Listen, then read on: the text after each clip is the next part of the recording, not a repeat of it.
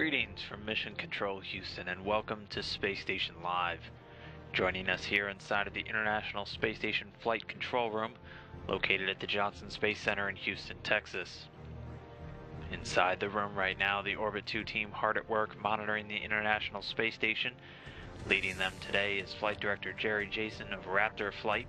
Seated next to him at the Capcom position, serving as our communication link between the ground and the astronauts in space, is Jeremy Hansen, Canadian astronaut from the Canadian Space Agency. And those astronauts up in space right now, the crew of Expedition 37, the international crew being led by Russian cosmonaut Fyodor Yurchikhin there in the front row on the left. Behind him, NASA astronaut Karen Nyberg and European astronaut Luca Parmitano. Moving across the back row, you have NASA astronaut Mike Hopkins and Russian cosmonauts Sergei Ryazanskiy and Oleg Kotov rounding out the six-man crew.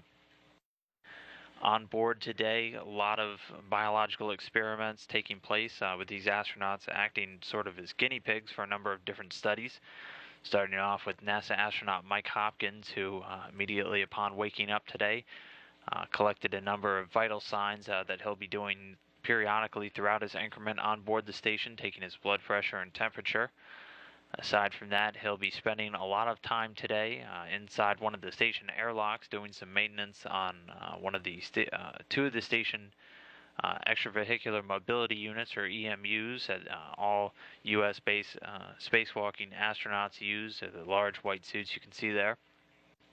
Today, Hopkins is responsible for scrubbing maintenance, clearing out the cooling water loops in two of the EMU suits and also inside of the airlock.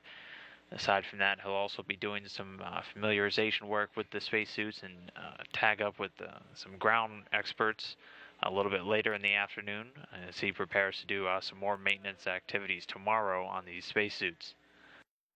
Moving on, Luca Parmitano from the European Space Agency, upon wake up this morning, taking some saliva samples for the Human Research Facility on board the International Space Station. He was also using some devices on board to measure the internal pressure of his own eyes, and also performing the Skin B experiment, which taking place on board station, hoping to contribute to a better understanding of skin aging mechanisms, which are so slow down here on Earth. It's pretty much impossible to study them very efficiently, but in that microgravity environment, it's accelerated a great deal. So just one of, again, many biological experiments taking place on board the station.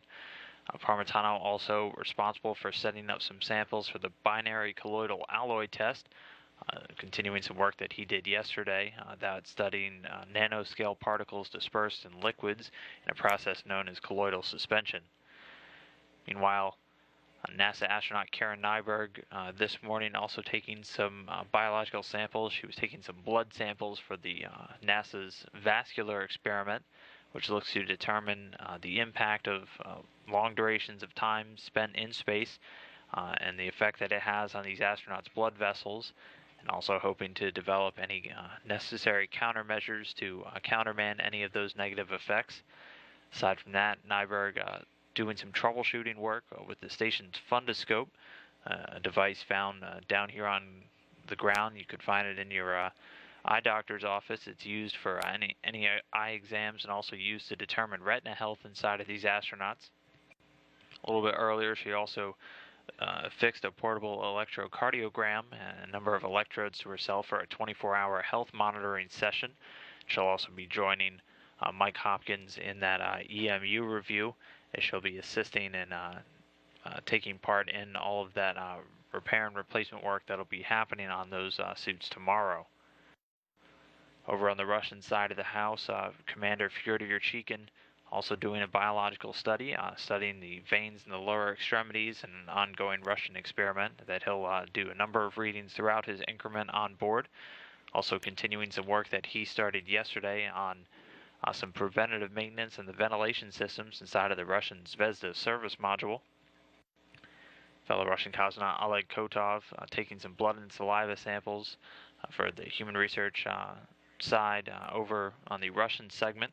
Also doing a lot of spacesuit work today as he continues to configure his Orlan spacesuit and all the tools for his upcoming EVA on November 9th, which will see two Russian cosmonauts, Oleg Kotov and Sergei Rosansky, step outside of station airlocks. Rosansky doing a lot of those same EVA or spacewalk preparations today as Kotov, also taking some time today to participate in the Russian Signer experiment, doing some observations of various parts of the world oceans, an ongoing Russian research study trying to locate and identify bioproductive water areas across the globe.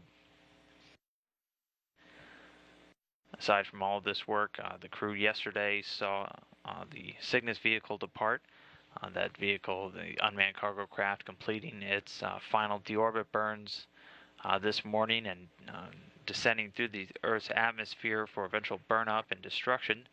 Again, that final deorbit burn will come a little bit later this afternoon at 12:41 p.m. Central Time, bringing a final end to Orbital Sciences Cygnus's first mission to the International Space Station.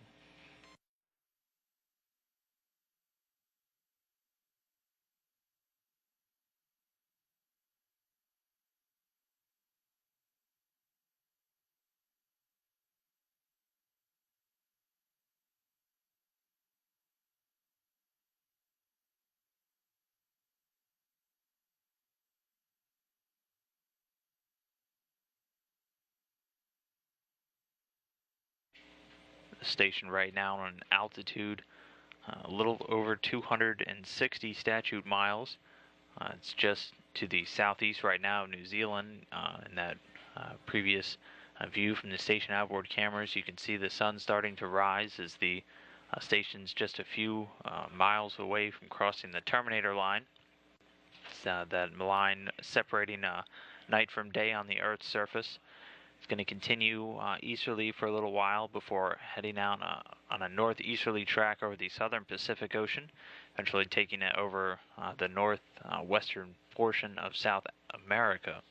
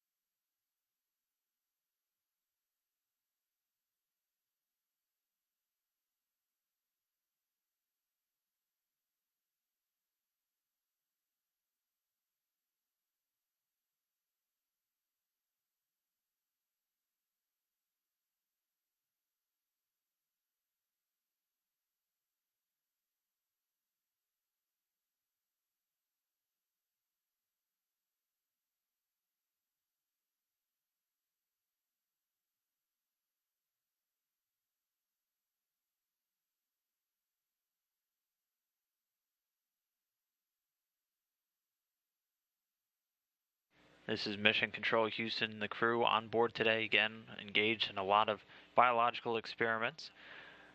Also, though, some of the activities taking place this week on board the station focused on Earth observations, with the EarthCam running this week, and also one of the Russian cosmonauts today taking part in the SINAR observations of bioproductive water areas around the globe.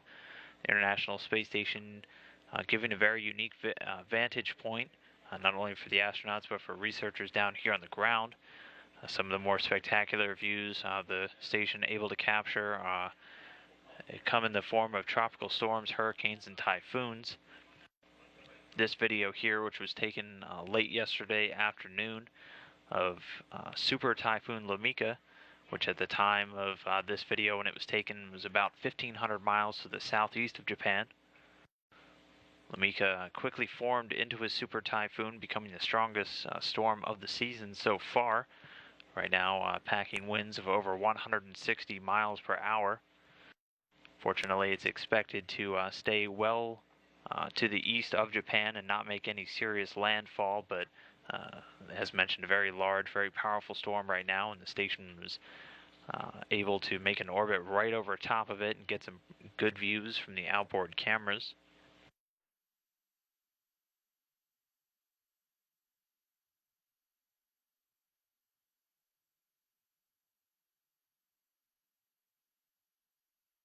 Again, all of this video that you're about to see was taken late yesterday afternoon, early in the morning GMT time.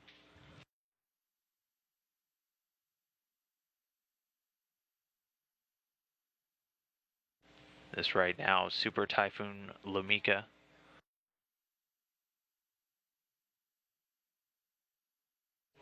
Formed as a tropical depression just about 3 days ago, back on October 20th. The day after, already being upgraded to a tropical storm by early on October 22nd, already a minimal typhoon, but within a day strengthening rapidly to its current Category 5 typhoon, also named as a super typhoon on the scale. Again, this video, when it was taken, the storm system about 1,500 miles to the southeast of mainland Japan. The storm itself, with winds recorded in excess of 160 miles per hour. Pretty captivating footage, a breathtaking look at the storm's eye right there.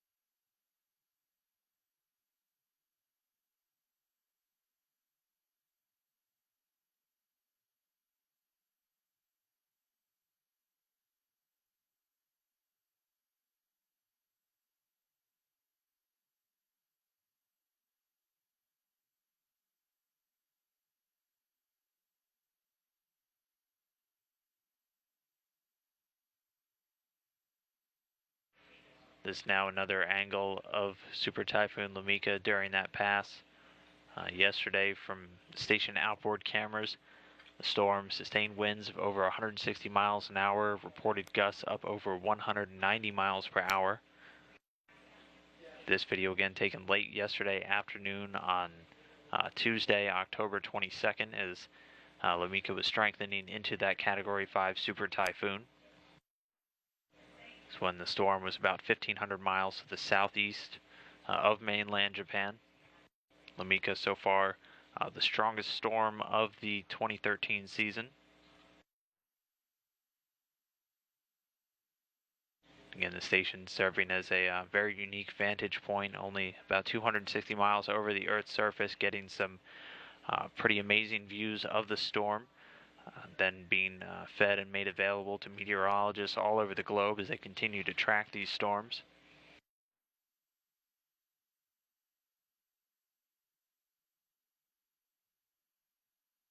And one of the other active storms in the Western Pacific right now was Typhoon Francisco, a little bit closer to mainland Japan. This video also taken yesterday, late yesterday, early in the morning GMT time. At this time, when this video was taken, Typhoon Francisco was moving west-northwest towards Japan. Some forecasts expecting it to turn a little bit to the north and then northeast and potentially miss the main Japanese islands, but not quite as strong as Lamika, packing winds of only about 80 miles per hour, but still a typhoon in the Pacific.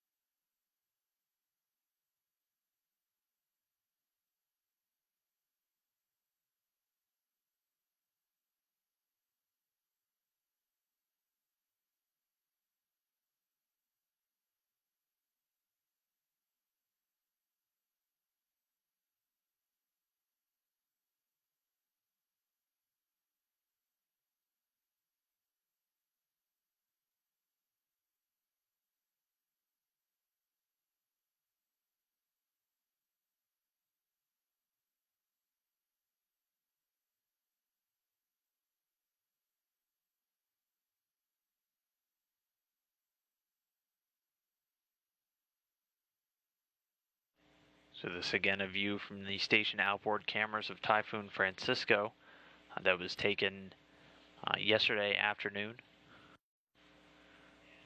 As of right now, currently only a Category 1 typhoon, one of two near the Japanese mainland, the other being Lakima that we were just taking a look at, the much larger Category 5. Francisco formed just to the southeast of Guam as a tropical depression back on October 16th, but then rapidly became a severe tropical storm by early the next day. It also went a fairly quick intensification period, getting all the way up to a Category 5 super typhoon late on October 19th, and then peaking in intensity on October 20th. But then over the past few days, it has slowly weakened as it has gotten nearer to the Japanese mainland. Just now another view of Francisco.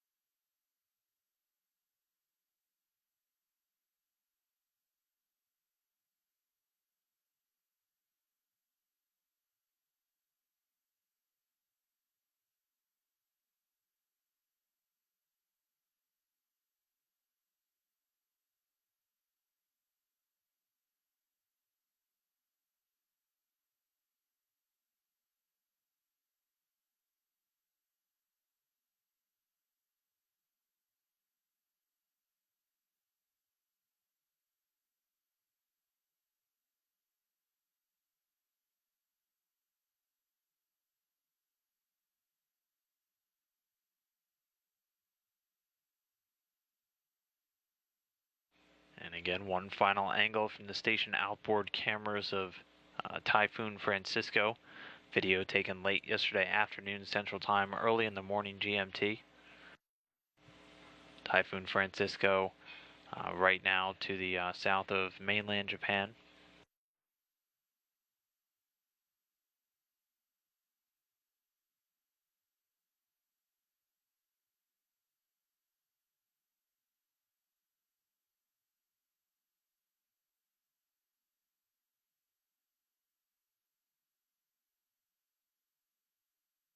Welcome back inside the International Space Station Flight Control Room. Those again some pretty spectacular views of two active typhoons in the Pacific. The first typhoon, Lakima, a Category 5 super typhoon, currently with sustained winds over 160 miles per hour. The other typhoon, Francisco, a little bit closer to Japan, but currently a weaker Category 1. The International Space Station serving as, again, that very unique vantage point for a number of Earth observation experiments and tasks. Whenever the station happens to be orbiting over the tropical storms, flight controllers are always able to point the outboard cameras at the storms, providing some very unique video to meteorologists and other scientists tracking the storms around the globe.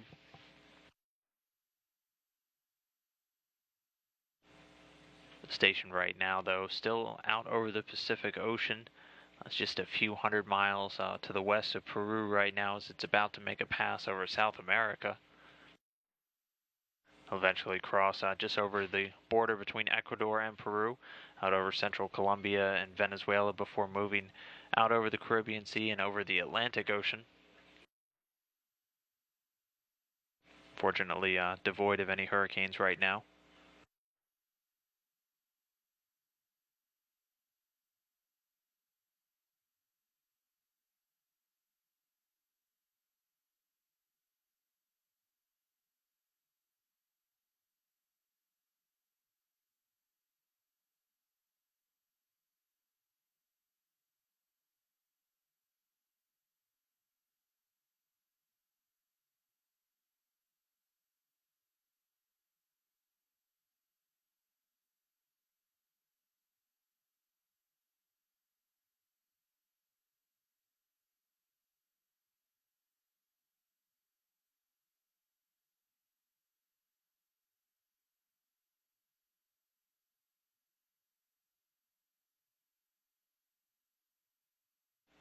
So right now on board the International Space Station, two of the astronauts, Mike Hopkins and Karen Nyberg, are doing a review of the extravehicular mobility units, or the spacesuits, on board the station. Earlier this morning, NASA astronaut Mike Hopkins was inside the airlocks. You can see here he was doing some routine maintenance on both EMU suits inside the airlock as well as the airlock itself. So he was responsible for doing a quick purge and cleaning of the cooling loops inside both suits and inside the airlock structure.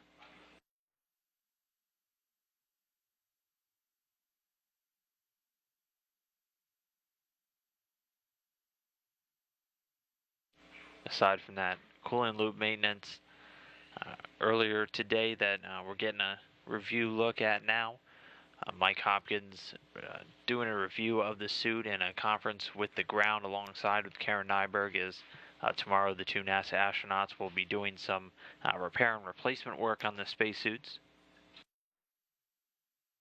So just familiarizing themselves one more time with the systems before they get ready to do that work tomorrow.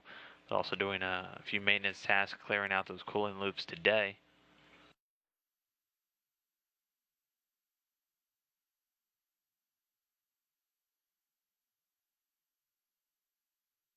You can see Hopkins rolling up the outer cover of the backpack on the EMU. The backpack containing a lot of the life support systems for these astronauts. The EMU is basically small self-contained spaceships, if you will, whenever an astronaut's inside. Has everything from breathing air and oxygen to electrical power for all of the systems.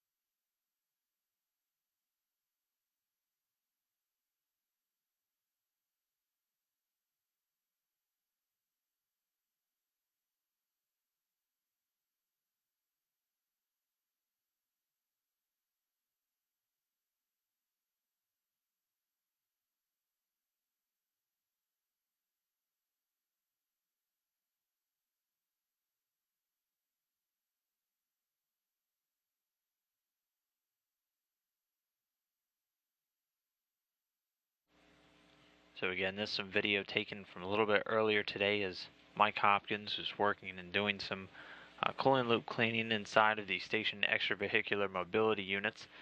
They are the spacesuits worn by NASA astronauts and international partners on any spacewalks based out of U.S. assets through the Quest airlock. You can see Hopkins right now working in one of the PLIS units, the primary life support systems, or the backpacks basically attached to the back part of the spacesuits. Inside that backpack, again, you have all of your major life support systems, oxygen supply, and also carbon dioxide removal equipment, and also any warning systems for the astronauts, and also electrical power, but also the cooling loop equipment, which Hopkins was focusing on today.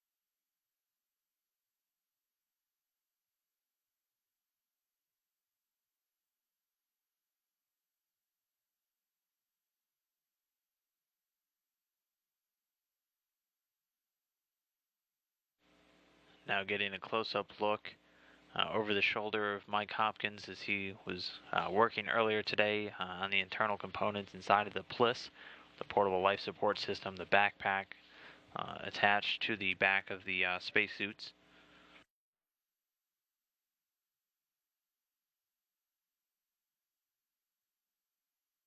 Hopkins was tasked with performing a scrubbing operation on the cooling water loops inside of both station EMUs and also inside of the airlock systems today.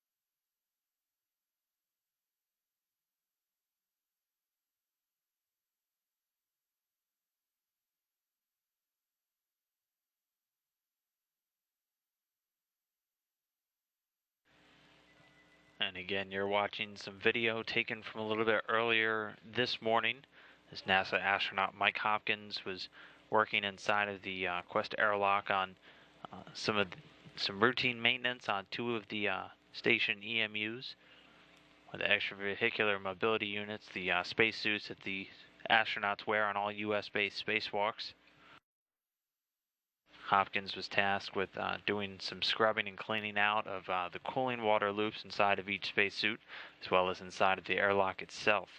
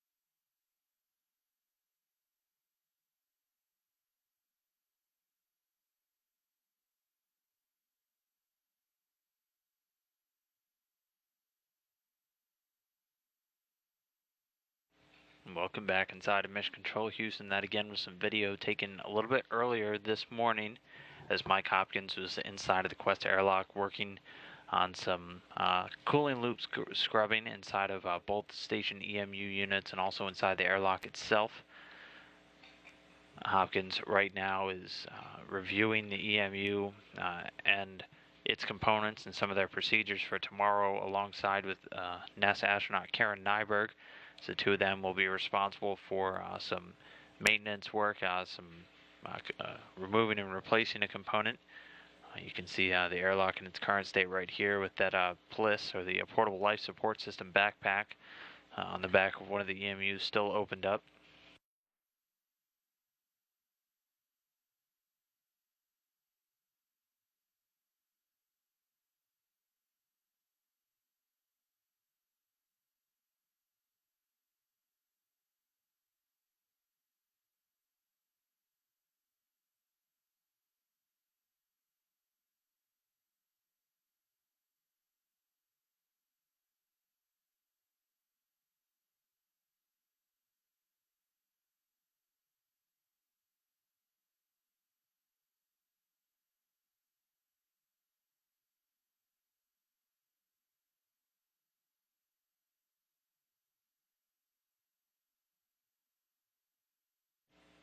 So one of the major tasks for the crew members yesterday was the unberthing and release of Orbital Science's Cygnus spacecraft, which was all done successfully yesterday morning on Monday.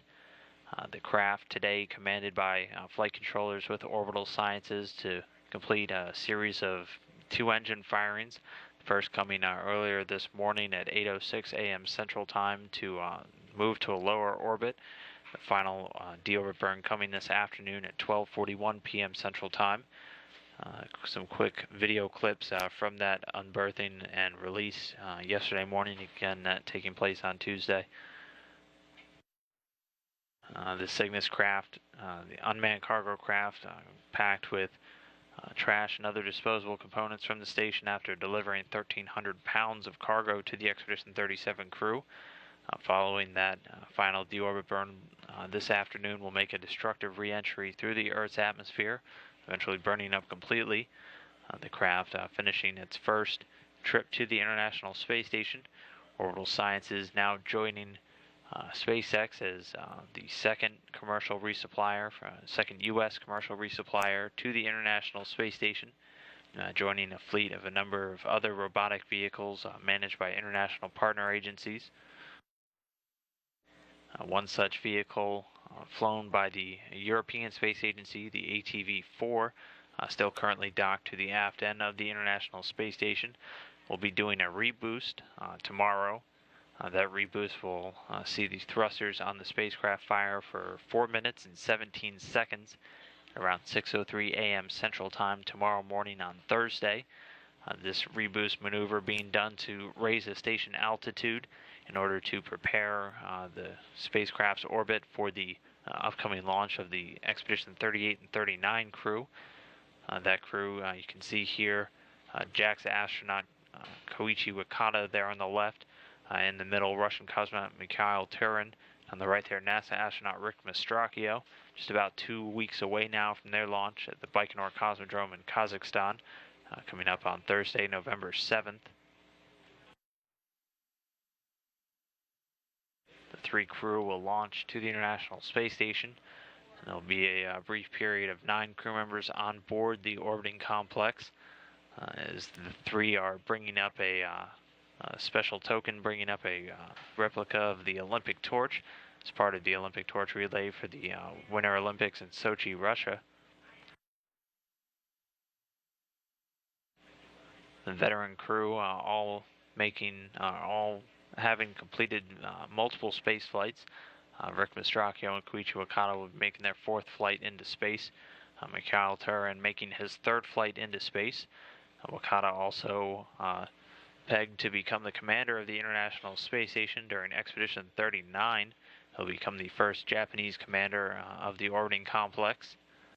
Again, those 3 scheduled to launch coming up on Thursday, November 7th, Kazakh time, Wednesday, November 6th in the evening, Central Time here in America.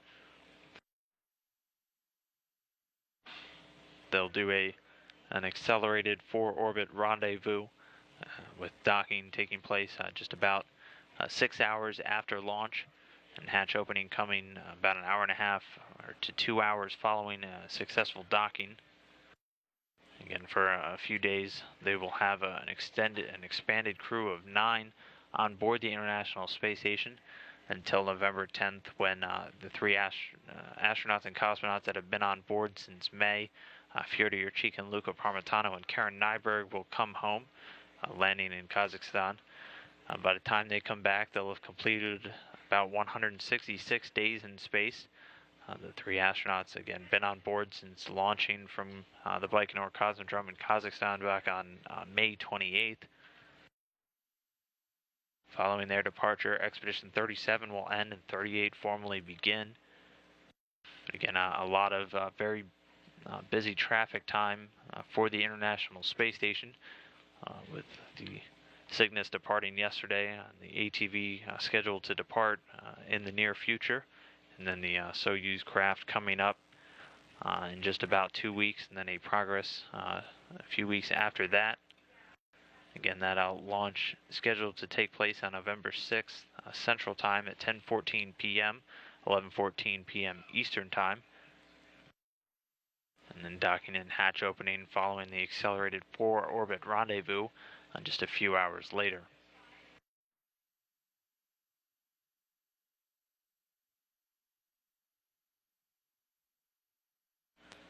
Meanwhile, on board, Mike Hopkins and Karen Nyberg continuing to review for the upcoming maintenance work that they'll be doing on the station spacesuits tomorrow. You can see the airlock, definitely a work state right now. The Pliss on the back of one of the EMUs still open from Hopkins' work a little bit earlier this morning. The rest of the crew on board getting into a lot of exercises there in the later afternoon portion of their day today.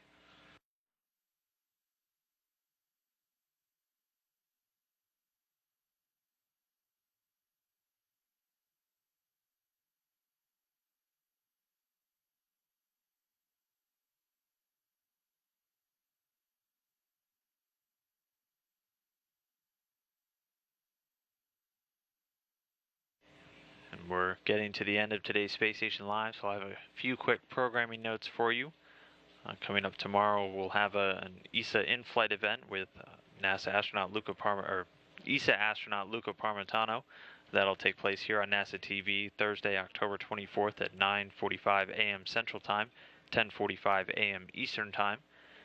Our other note for you, immediately following Space Station Live, we will be bringing you the NASA video file, giving a look at all things NASA and also some of the activities taking place for our upcoming expedition cruise at 11 a.m. Central Time, 12 p.m. Eastern Time. The crew on board will continue to review and work on those spacesuits and get into a number of experiment activities, including a lot of biological work being done today. But make sure to join us again tomorrow for another look at life on board the International Space Station. Now we'll go ahead and sign off. This is Mission Control Houston.